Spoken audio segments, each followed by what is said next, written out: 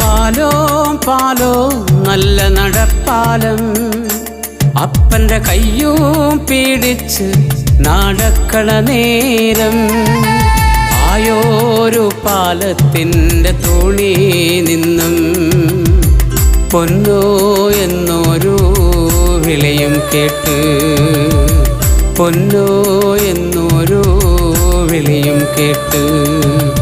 എന്താണപ്പാ ഒരു വിളിയും കേട്ട്, എൻ്റെ അമ്മ വിളിക്കേണോരൊച്ച പോലെ. എന്താണപ്പാ ഒരു വിളിയും കേട്ട്, എൻ്റെ അമ്മ വിളിക്കേണോരൊച്ച പോലെ.